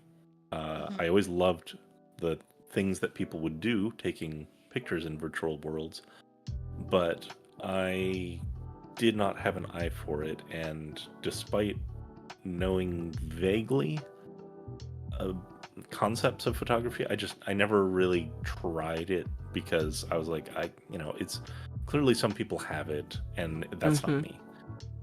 And the classroom environment kind of gave me those nudges, gave me permission to suck, and then also to learn how to analyze what I did wrong to do better the next time. And I think that's one thing that's really nice about a classroom environment. And I know I personally enjoyed watching you blossom because I mean, it was a passion of yours. And then to have you, I know you enjoy taking pictures, and I'm like, hey, I got this group I'm affiliated with. You should try this out. And you just took to it like you were hungry for it. And you just took off with it. And then, now you're actually teaching the more technical side so people understand how to use their viewer in order to accomplish the pictures that they capture, to capture their virtual experiences. And it's just been a real joy to watch. So I figure, Poe, you have similar experiences because I've seen I don't know all your students, and I don't know if people know or have connected that Tour and I are actually students of yours, but that I've seen you on SL Facebook, like calling out your students, like, look at this amazing thing that, my student created. And just the joy that I see off of those posts where, someone is just like, didn't think they could create something. And look, they created this beautiful thing in Blender, which is hard. like I said, I'm going through it. It's hard. But for me, it is. For others, it's just your class and your instruction and the relationship with you and your coaching is just what they needed to give themselves that license to create and a safe space to make mistakes and know that they have someone who's going to be supportive and helpful to them in their process. Yeah. Because, I always say this on first class. My classes are not about me showing you what I know to do and me imposing my workflow to my students. That doesn't work. Let's be honest, that it will never work. My workflow works for me because my brain works in a very specific way. So if I'm this kind of teacher that will force you to get into a box because this is what works for me, I'm a terrible teacher. What I try to do in my classes is to create a space and give you the tools so you can explore what works for you. Yes. I will never tell one of my students, no, don't do it in this way. If I see that they are complicating their life, I would be like, hey, why don't we try to do it in this certain way? I'm not saying what you are doing is not okay, but maybe let's make it easier for you. But in general, I try to create a safe space where people don't feel I'm judging them. That's why I don't make my students work in real time with me, because I know I follow a certain tempo, and if my students try to follow along with me, they will start to get frustrated because I will go into a certain speed because I have been doing this for a while. So it's unfair. It's unfair to put someone into that position because they will end up hating the class. They will end up feeling frustrated, and it's not the idea. I always say in my first class, I could put together a 2-hour class and show you how amazing designer I am and how much things I know. Is it going to be good? No. The only thing I will be getting for that is that you are going to be sugarcoating my ego. You can't have an ego if you're a professor. If you want someone to teach, you need to make it easy. So I prefer to have it 30 minutes class, but at the end of the class, you have your candle, and it's the first page you did, and you did it alone. So I feel it's about that. It's about telling anyone that they can do whatever they want, because at the end of the day, they can. It's about supporting each other and being like, hey, I don't fully understand where you are going to go with this, but I'm supporting you. That's why I'm so supportive with all my students. I'm their number one fan, because we all need someone to believe in us. Because it's about believing in someone. We all need someone to be in our corner believing in us, because there will be days where we don't believe in ourselves. So it's good to know that in those days you don't believe in yourself. I do. It makes you feel that you can do things. At the end of the day, I think it's about being human. That's it. It's as easy as being human. Yeah. And I, as a student, can thank you personally for not making me follow along with you, because there's no way I would be able to keep up. And I would be one of those kids. I'm talking because I work with children. I would be one of those students that would just throw their hands up and be like, forget it, I can't do this. So I've never felt like in your class, I can't do this. I'm right now, like I tell you, like every session, I'm a sponge. I'm here, like, just absorbing the knowledge, wrapping my head around how Blender works, letting Tour ask all the hard questions, letting Tour be the one that asks the random, like, answers the random question you throw out there. Like, oh shit, it's a pop quiz. I don't remember the tool. I don't remember what does that. I don't remember what shortcut that was. But then Tour's out there, like, trying. I'm just, like, behind him. Like, if we were, like, physically there, I'd be, like, pointing at him like, he's got this, he's got the answer, because I don't know what's going on. I'm just here absorbing everything, but never once have I felt like I couldn't do it at some point. But I'm on my own trajectory, and I know that you allow that and embrace that, and I love that about your classes. Yes. I try to be as flexible as I can. For example, I have one student, she's okay coming every 2 weeks. Okay, if that works for her, let's support it. Why not? It doesn't change anything for me. If she wants to come every 2 weeks and it works for her and she feels comfortable, okay. Then I have other student that he prefers to come twice a week. Okay, if that works for you, let's do it, and I can do it. Let's do it together. It's about that. It's about supporting the person that is trusting in you. And I feel, and this is a personal, I'm not gonna say critic, but it's an observation with the general Second Life designer community. We need to support each other. We need to change this mentality about fighting with each other, seeing each other as a possible threat. It's not healthy. And the hate I see in social media between designers, it's terrible. Why would you like to put your energy into hating someone you don't know? It's like, in my head, I can't unwrap myself around this idea. And for example, I think the best example I can give, and because it's something I live, is what happened with me last weekend. We can't let things like that happen, and we can't normalize that. We shouldn't normalize the abuse and being rude with each other. At the end of the day, Second Life, it's a world we are all creating together. We need to stop being mean to each other, and we need to be a little bit more human. In my case, I recognize I made a mistake, and that's it. But we need to stop trying to patrol and to tell people what to do when we want them to do things. We need to let people to have their own human experience and support it. So I feel that is the most important thing here. Whatever you are teaching, creating, or whatever, if you can't say something positive, if you can't support, then walk away. Don't stay. Yeah. You are not helping. You are not adding anything. So go away. Yeah, I agree.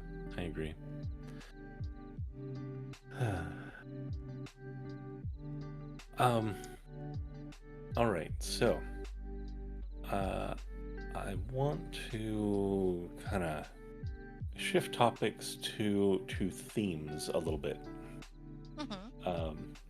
Because Octubre has a very specific aesthetic, and I was curious because I know that you had Lulubi initially. That had a very particular flair to it, and you mentioned in the panel that kind of you changed and you wanted to reflect that. So I was curious kind of where some of the colors, motifs, kind of the general vibe that you create, where that comes from. It has a very magical sort of look to it, but also has a kind of a darkness to it. And the two brands couldn't be more opposite. Right, because so, was always very bright and pinks and purple, and it had like more cutesy for sure. And so Octubre has a very different feel. And I remember when you were going through your process, you had even alluded to that. It was going to be very different. So I'm very curious about the story too. Because being alive means to be dynamic. We grow, we change, we evolve. So when I started Octubre, Lulubi, I was in my early 20s. I was, I guess I had that innocence of being youth. I had a lot of dreams. I was in a very different space. And I was reflecting that. I was in that moment of my life where everything was bright and beautiful, and we can say that the world didn't fuck me over yet for putting it in a way, right? I had that beautiful innocence there. And then things happened in my real life. I was abused in real life. Someone I deeply trusted, my boyfriend in that time.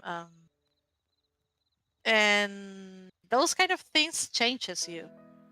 Yeah. So I felt I was being an hypocrite because I was selling all this happiness and all these beautiful and all these shiny things, but I was dead inside.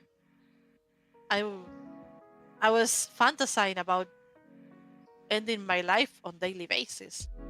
So Yeah, the timeline did not escape me. The shift in brand with your earlier story.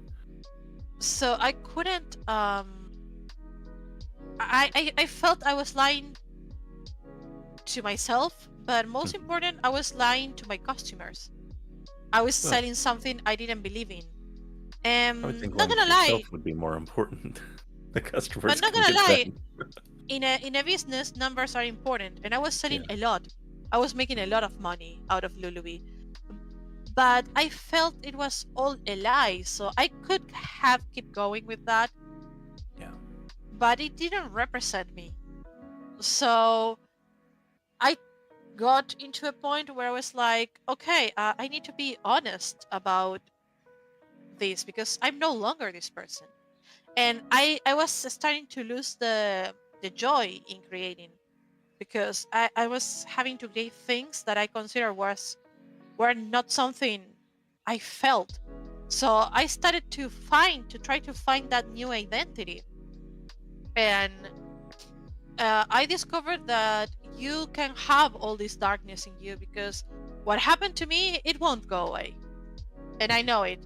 Now it's part of me. It's part of who I am. It's on a scar that I have very deeply into my soul.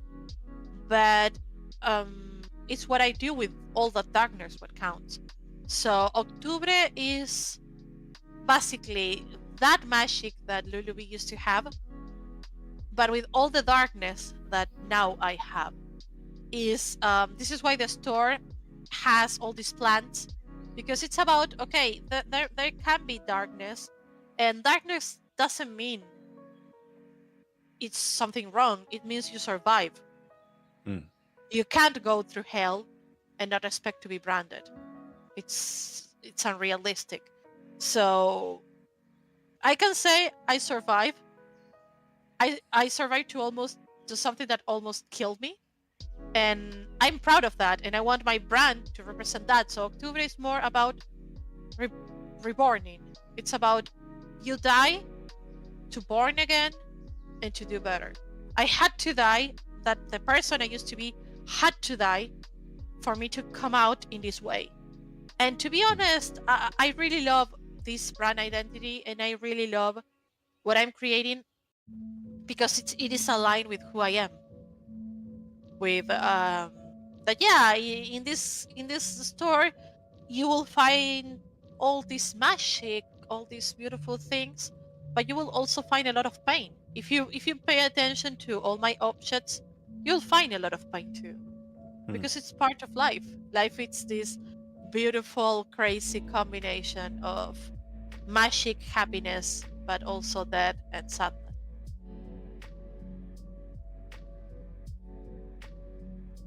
Yeah. I love that story. I do too. It's definitely like a coming of age, and it's not all sunshine and roses, or, sunshine and rainbows, right? That there is pain and unfortunate things happen, but that you evolve, you grow, and it makes sense. It does. It does. I feel you can't learn the things you have come to this world to learn if you don't allow to admit that you change. A lot of people refuse to accept that they are changing, as if changing was something wrong, as if I think the biggest betrayal you can do to yourself is not allow yourself to change. It's the most natural things, like nature changes, why you wouldn't? So it's okay to admit that who you were is no longer who you are. That's what makes you be an adult. That's how you know you grow. Yeah. What will be really sad is if after 5 years of me creating here, I will look at my brand and be like, yeah, this still represents me. That would mean that in 5 years I didn't do anything with my life. That would be very sad. Perspective. Yeah. I found. I'm sorry, as Poe, I found as I was listening to you explain the progression from Lulubi to Octubre, that I'm glad that you didn't just decide to stop creating, because sometimes, you know, Yes. designers will do that, right? Like it just doesn't mean anything anymore, so they just let it go altogether. But that you found an opportunity for that evolution. I don't know, that just really stands out to me. It really is significant, I think. Agreed. Of course, I will never criticize what other designers decide to do if they decide to stop creating. Yeah. But I feel I am the kind of person that I always need to understand why. So I could have stopped creating when I stopped feeling my brand, but I knew I needed to understand why. Of course, yeah, I had this this super traumatic experience, of course, but at the same time, I knew it was deeper than that. Mhm. Because I knew that what happened to me was just like the trigger of deeper things. Something I never talked in public about is that in that relationship I was being abused, not only sexually but also he used to hit me a lot. It was a very violent relationship, um, and I had all that pain, and I was having I was going through hell, and I was forcing myself to create all these shiny, beautiful things when I was feeling like dying. Yeah. When so yeah, I guess it was going to be easier for me to stop creating, but I'm glad I didn't do it, and I'm glad I allowed myself to explore. And most important, I'm glad that I escaped from that relationship. I am too. Yeah. Yeah, I think in many ways the rebrand and continuing to create is kind of I mean, it almost feels like a defiant I have more to say sort of thing. Yeah, it does. It was my way of showing him and all his friends that they didn't break me. Right. Mm-hmm. That day, yes, they took something important from me, but they didn't break me. That I'm still here, and I will still be talking, and I will be still doing things I want to do. And this is basically the same that happened last week. Someone trying to impose to me their own beliefs and their own ways of wanting me to act, and me showing that no, I'm not that person. I prefer to go through hell, but still be loyal to who I am. I will never allow anyone to tell me how to act, what to say, or how to say it. Like last week, I was being demanded to do things in a certain way that I was not resonating with.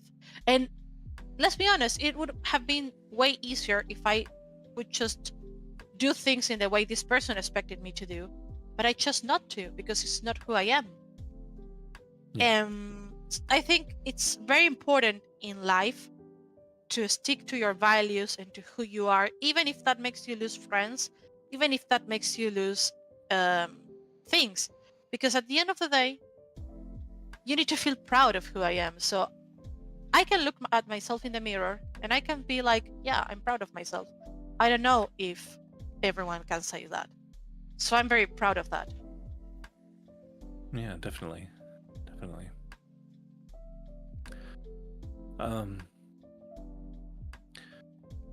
Something that's kind of been tossed around a bit is like feeling connected to places and like concepts of rebirth, past lives, and stuff. I was curious, you know, do you have like you don't seem like the kind of person that would necessarily have like a dogmatic view on things, but do you have like kind of a spiritual guiding star or way that you look at, you know, the soul, karma, spirituality, anything like that you'd want to divulge? I was raised as a Catholic. Okay. You don't speak like one. And honestly, I have always been the kind of person that is super open-minded, and I feel every relationship, every religion, and every dogma and every political view has something to teach us. I am not the kind of person that can be labeled as, I don't know, Catholic or Muslim or leftist or right. I'm not, because I like to learn about anything. I like to hear what every voice has to tell me, because I think there is value in every word. So during my early ages, I need to admit that being a Catholic was really important for me. It teach me values such as being honest, such as being loyal, such as treating the others in the way I want to be treated. So I can't be like, no, being a Catholic is bad, because in those earliest times of my life, it gave me the values that took me where I am today. But as it happens in life, when you grow up, you start looking for answers, and sometimes your child beliefs won't give you the answers you need. So I started exploring. I learned a lot about Judaism, Islamic religions, Buddhism. I read a lot about philosophy. I was trying to find where I was resonating, and at the end of the day, but at the end of the day, I realized that it was in me. I think we are all connected to something bigger than us. Some people will call it God. Some people will call it nature. Some others will call it energy. It doesn't matter. You call it however you want. It's up to you. But I feel we are all deeply connected. I feel that the world has a soul. And you don't even need to believe in anything spiritual, because if you talk about science, the energy can't be destroyed or can't be created. Is that all these things we are, all this energy needs to go somewhere. So I create there is a soul in this world, and we are all resonating with it. The problem is when we stop listening to it, and we start listening to things such as capitalism and about these new beliefs that the more you have, the more happier you will be. I think it's about listening to ourselves, because at the end of the day, your soul knows where it needs to go. So in my case, I resonate with everything and anything at the same time. I just feel everything. I allow myself to feel and explore anything, but I'm not married with anything at all. I just explore. I love At the end of the day, life is too short to marry to only one belief. Right? Like, it's really stupid. So when I see people fighting over politics, for example, I feel that's a trap. They want to divide us because they know that if we come together as one, they can't stop us. So they create this Trump-Biden thing, for example, in USA, or in my own country, we have the Peronist and the Libertarian Party right now, and they divide us. But if you look at them, they are all in the power. They sell us that they hate each other, but they are all together in the power. They don't lose, they never lose. So they make us believe that we need to hate each other and that we need to fight their battles. When, let's be honest, they are all in the power. Biden, Trump, they are all in the power. So why do we have to fight their fights? They are getting richer, they have more power, and we are fighting on internet, calling each other fascist and shit like that when they are in the power. So that's why I don't marry with any dogma or any beliefs, because at the end of the day, if you follow any of that, you are taking sides and you are stopping to listen and to see that the other person is also a human. Yeah. And I don't want to be like that. I refuse to be like that. Well, I personally find your answer to that question very interesting, because I was fully expecting that you were going to be like, yeah, I'm just, from coming from someone like my own background, my like spiritual bent, as many who know me know, is I'm more of like the witchy side, right? And so when Octubre was born, I was like, yes, another witchy store, right? because that's the vibe and everything. And I know I can't even, as I've seen Octubre continue to grow and evolve, it's not a witchy store, right? I definitely feel the magic of the store and the brand and your creations. So I was fully expecting to hear more of a witchy answer, and I'm not saying your answer was wrong by any means. But even in listening to you, I was like, I'm all very much about like trusting your intuition, trust, the energies and of the universe and things like that. So one of the things, and you can take it or leave it. As I was listening to you, I'm very big into the tarot. Do you have any feelings or thoughts on the tarot?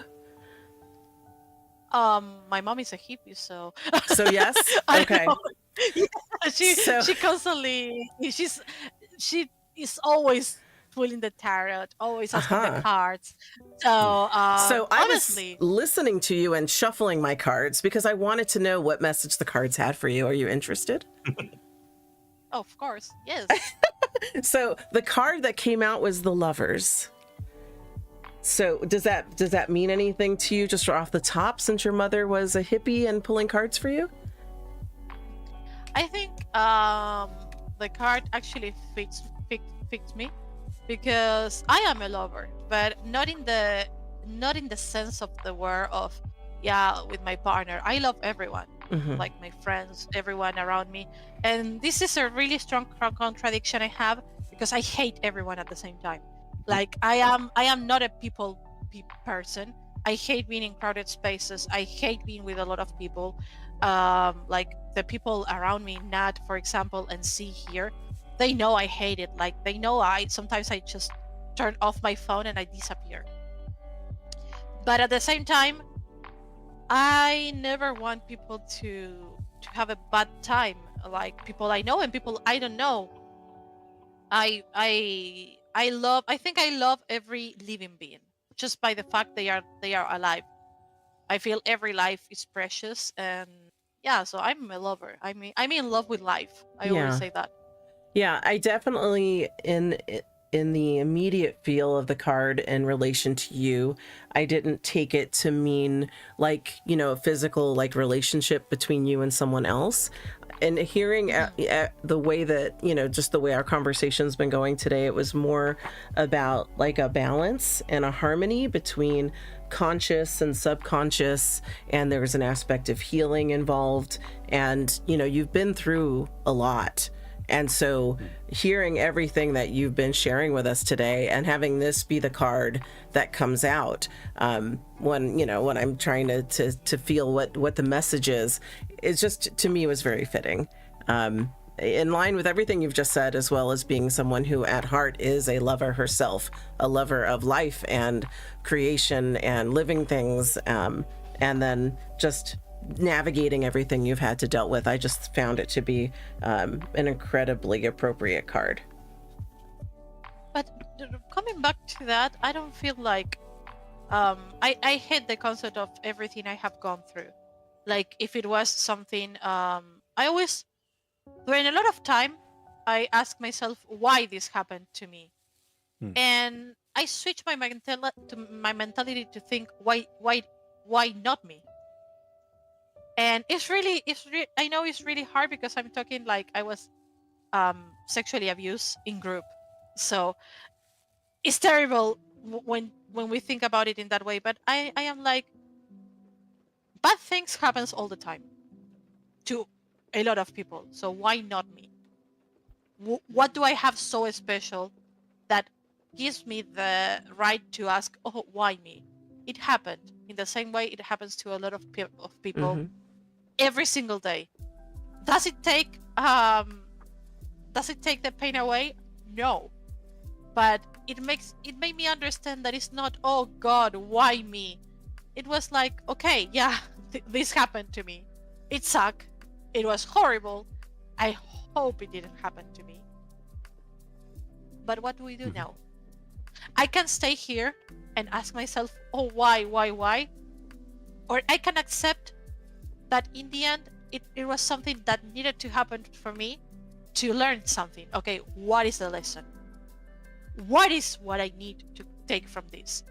And when I started changing my mindset, I started healing, because I had the chance to stand in front of my abusers, look them in the eyes and tell them, you know what? I forgive you. Because it's not my burden to carry. When we realize that people will do things and they will do them to us, and yes, it will suck. Yeah, it's going to be terrible.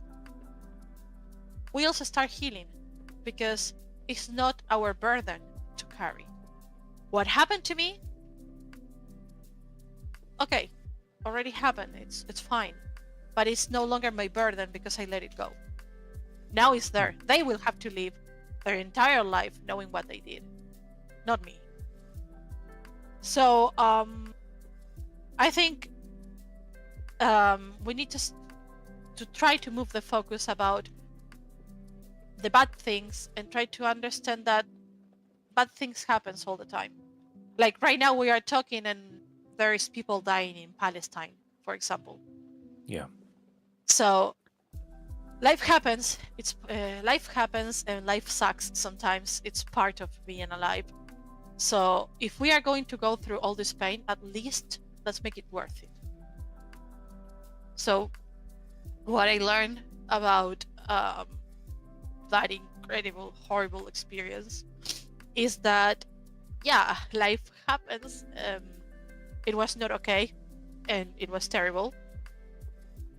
But I survived, so I'm stronger than them because of that. And I used all that pain and all that suffer and all that really dark shit, and I turned that into this brand, into all these things. Mm-hmm. That's why when someone criticizes my work, I'm so so anal about it, because it's like, you don't know. You put a lot of yourself into it. Mm-hmm. Yes, you don't know that when you are buying something from my store, you are not buying just something I created to make money. You are buying a part of me. Mm-hmm. Yeah. Every single of the items in the store has a part of me, a tear, a moment, a memory. And I think that's what makes the brand special, that it's not just a product. Mm-hmm. It's true. I want to topic shift just to pull back from where we're at a little bit, and just because I feel like we're on a frayed nerve at the moment. So, and I apologize for the slight tonal whiplash here, but I just want to go somewhere else for a moment. Mm-hmm.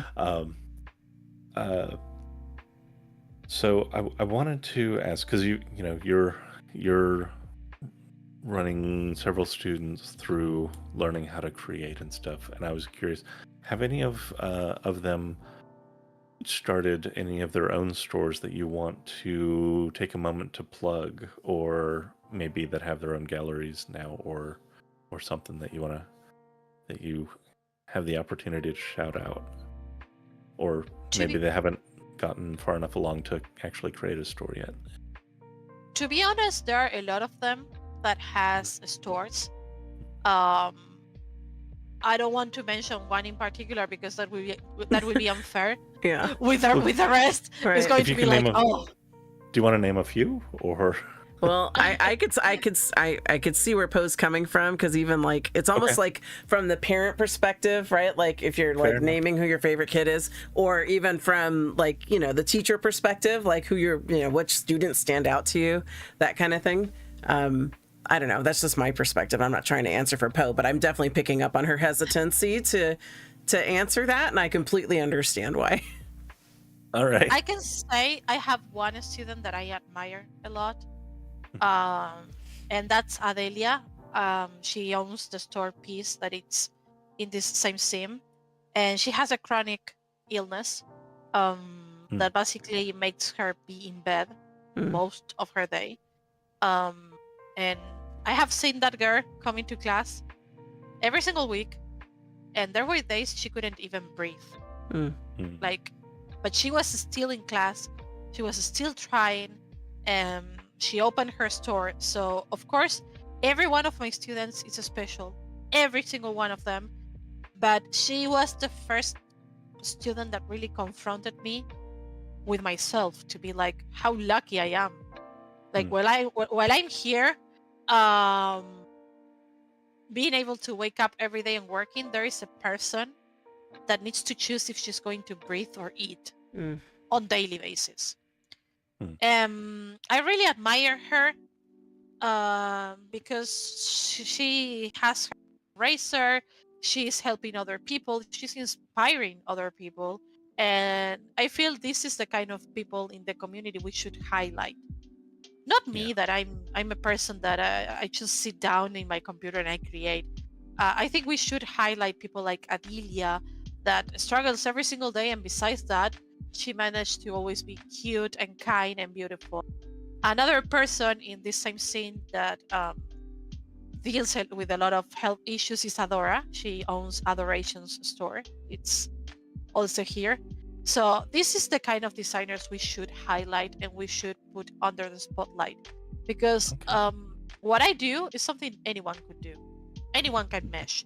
I want to make very clear I'm not special, and Octubre is not special. It's just another store in Second Life. But the fact that these people wake up every day in pain, suffering, having a really bad day, and they still manage to sit down and create, they have my total admiration.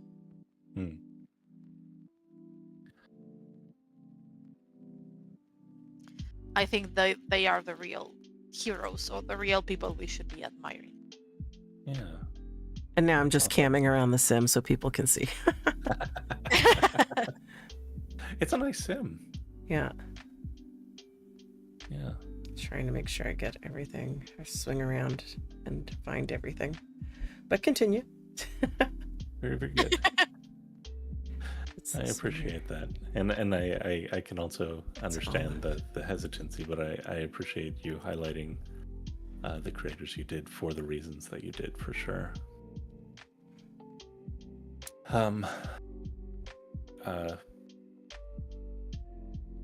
Kind of to touch on something in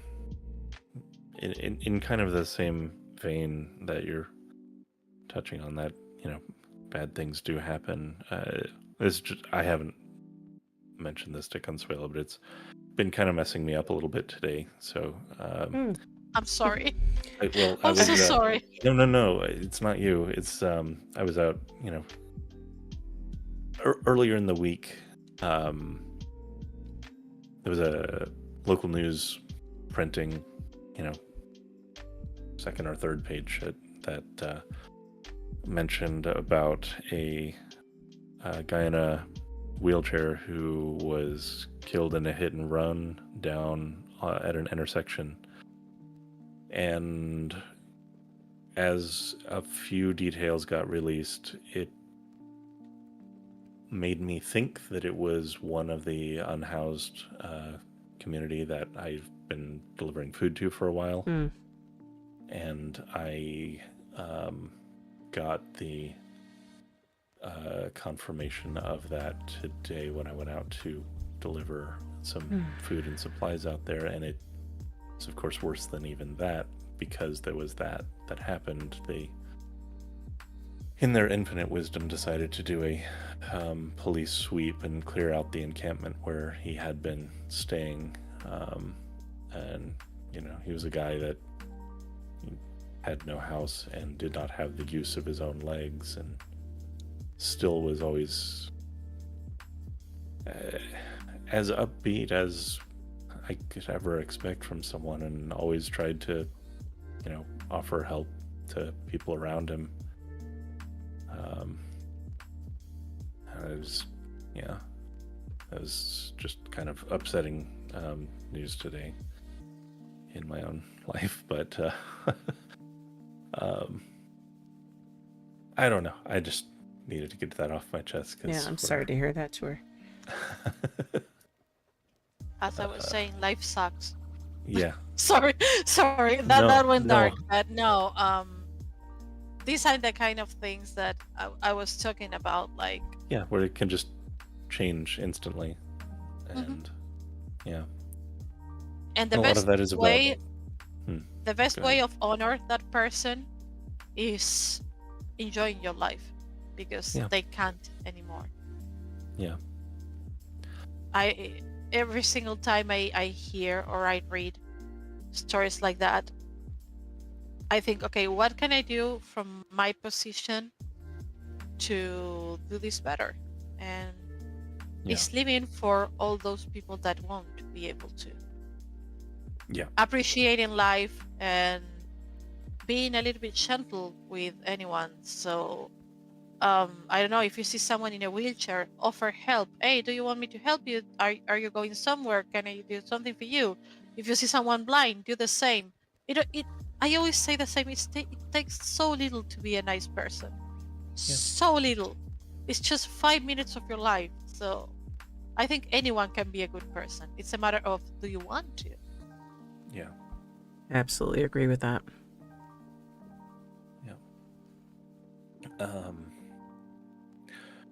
So Tor, I'm going to interject. Yes, please. So we are coming up on 2 hours. So do you have are you like looking for some final question for Poe? Yeah, there's one I'll poke her with. Okay. Which is do you have any particular projects coming up of your own that you want to mention or highlight? And also, as a follow-up, is there anything that you've ever wanted to create, like an idea that's clawing around in the back of your mind, and you haven't started it, you don't know if you ever will, but you just want to talk about it? No, because to be honest, I do, as soon as I have an idea, I start working on that. Fair enough. Yeah, so I am the question, kind. I'm the kind of person that I don't want to have anything left in my drawer. If I have an idea, I go for it. That's it. I don't want to have any regrets and being like, oh, why I didn't do that. Nah, I will do it. Okay. Well, do you have anything coming up that you want to highlight and plug and advertise?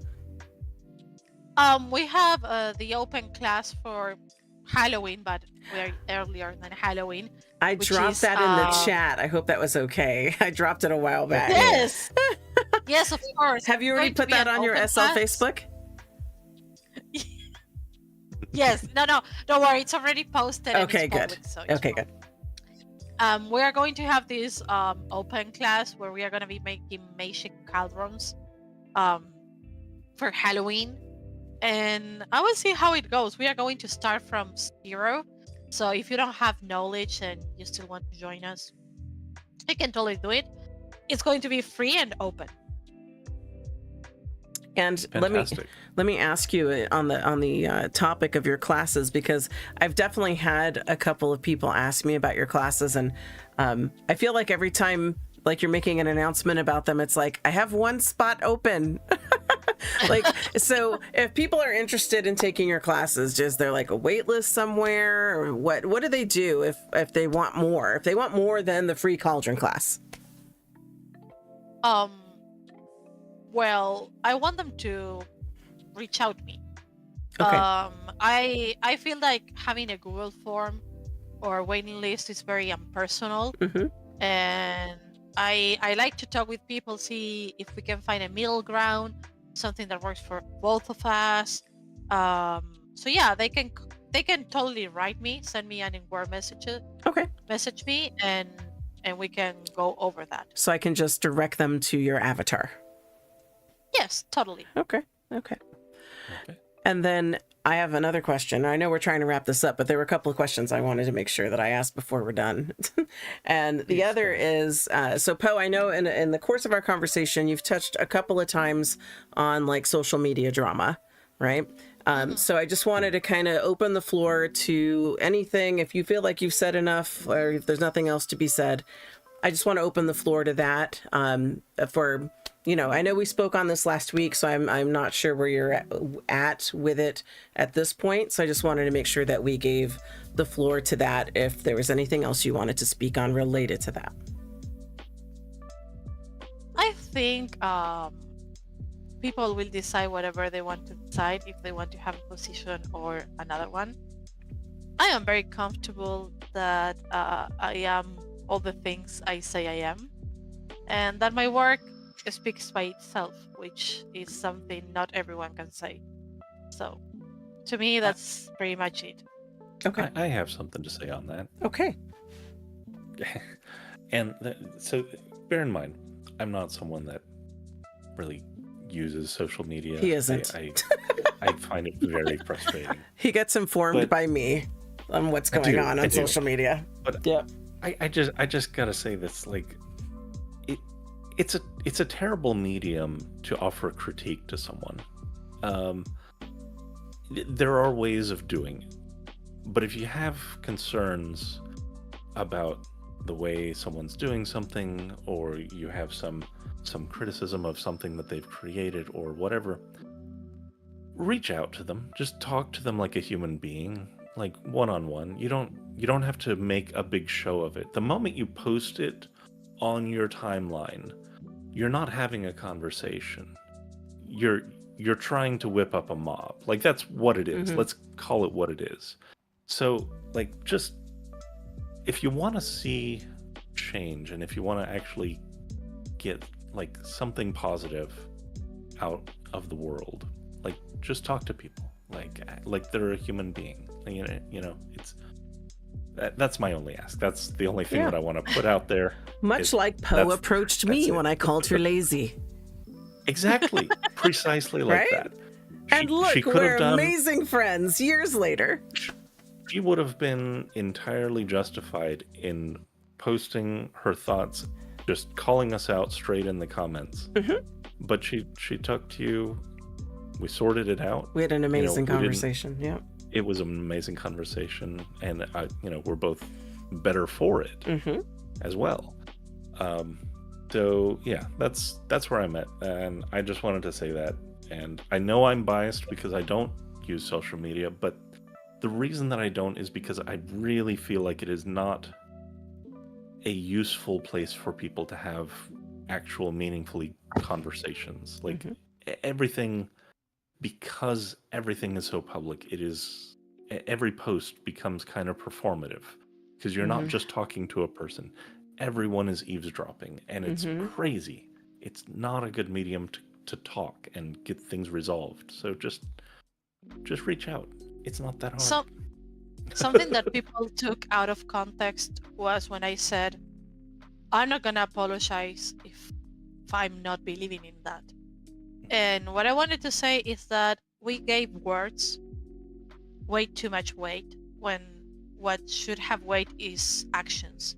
I could have write and apologize saying how sorry I was and not feel it, but they will be pleased with that because I did what they wanted me to do. But what is the point if I wasn't feeling it? I am a person who thinks that if you want to apologize, you need to change. Apologizes without change are manipulation. And I don't manipulate people. I don't play with people. So what I did was, when I noticed that the problem was growing way too much and they were starting to a hate train, I posted the apology, but not because I had to, not because they were demanding it, because I felt that, hey, maybe some of my friends are expecting this. And maybe if this will bring them peace, I will do it for my friends. But honestly, the truth is that the repairment was done when the post was deleted. Yeah. They call me out. They say, "Hey, you use artificial intelligence in the post." I deleted the post. That was the end of the problem. They call me out. I took action over that. That's it. But they wanted me to make a long ass post, and that's not justice. That's not reparation. They wanted me in the spotlight to talk shit about me. So that's not how justice and teaching people works. That's not it. Agreed. So what I did in my next post is every time I upload a picture that has been my shop, I put the original one and I put, hey, this post has been manipulated.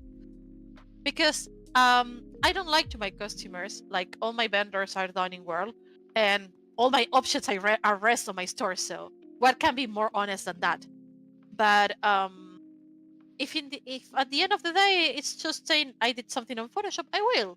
Not a big deal. But all the hate train, all the things people were saying about me, that was not needed.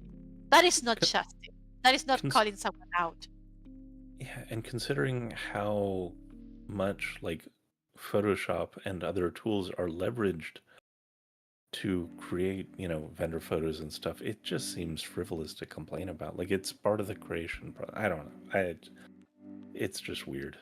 And Yeah. again, social media is the wrong medium to have that conversation anyway. So Yeah. I feel people feels that everything needs to be public, everything needs to be a demonstration. it doesn't.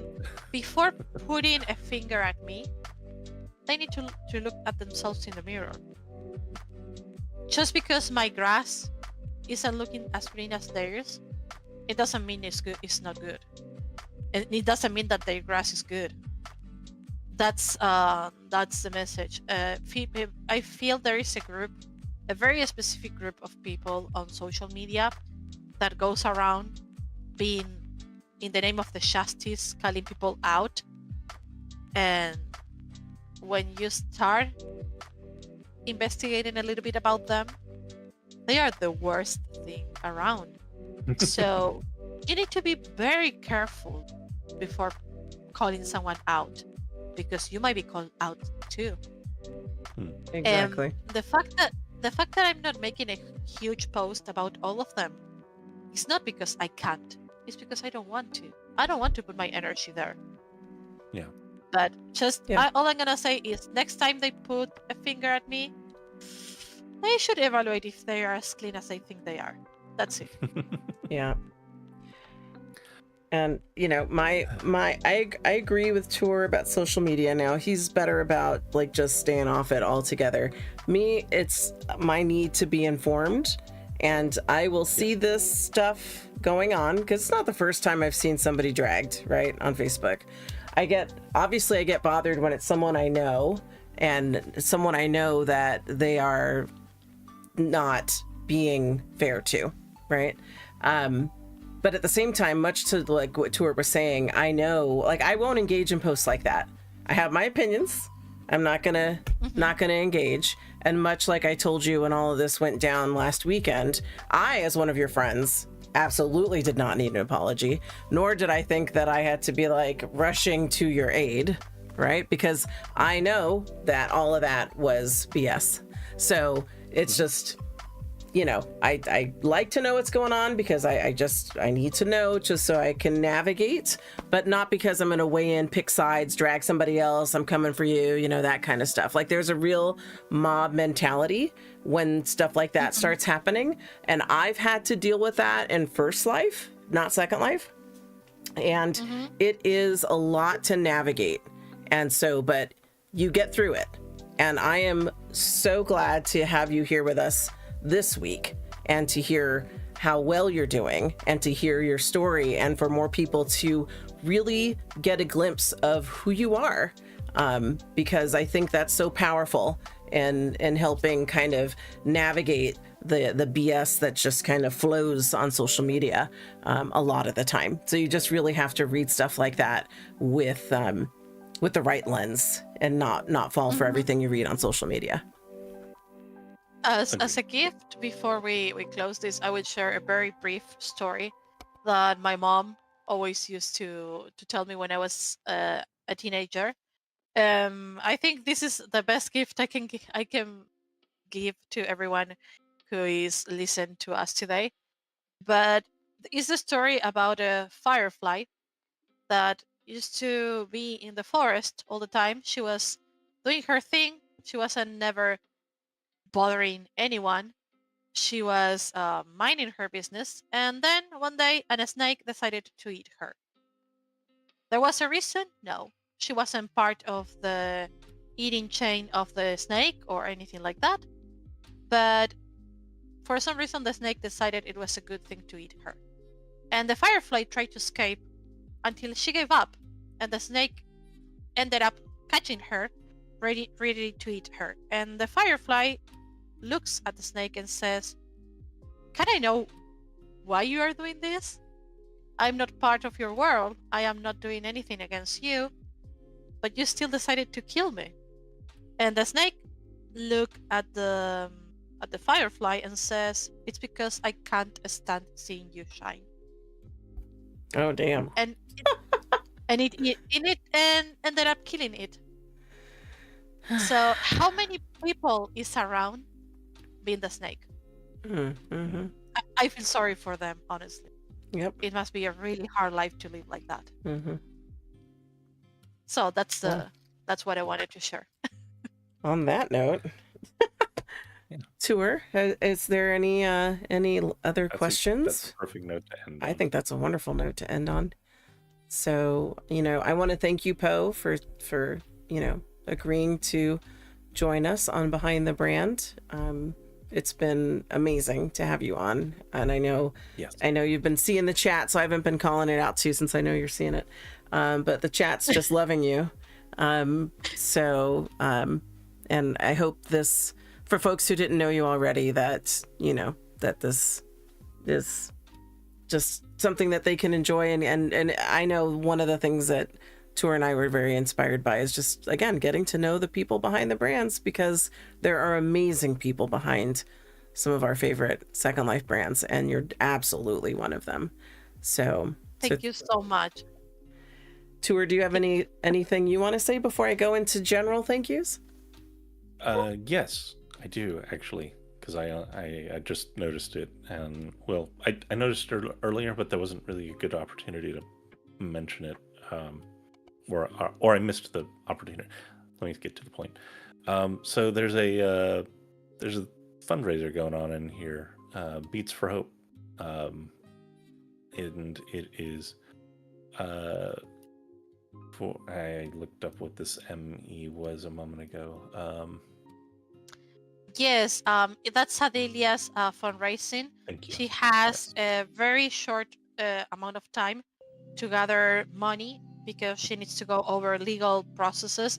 I don't want to lie, so I don't have all the details, and my memory There's a note sucks. card in there.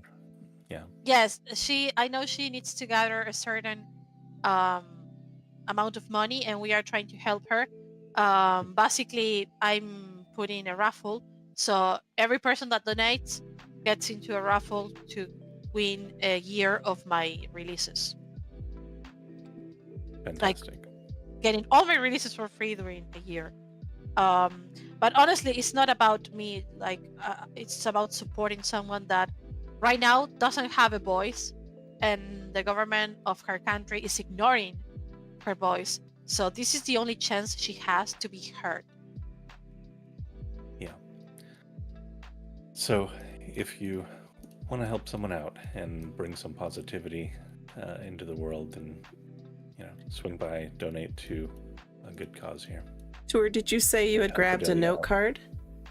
Yeah, if you click on the is there anything in that note card that I can put in the description?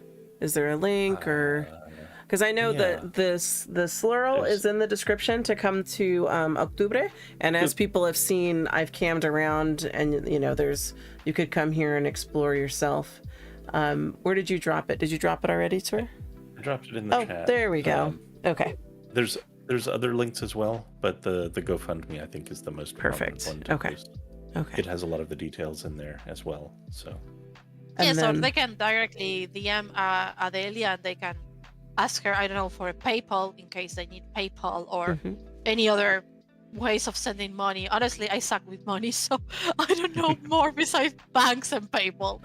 But they can always reach out her or me or Adora to see ways of helping. She's going to have a huge event on September the 7th with a lot of artists performance and raffles and things, is to gather the rest of the money. So you are all invited to come and join us. Fantastic.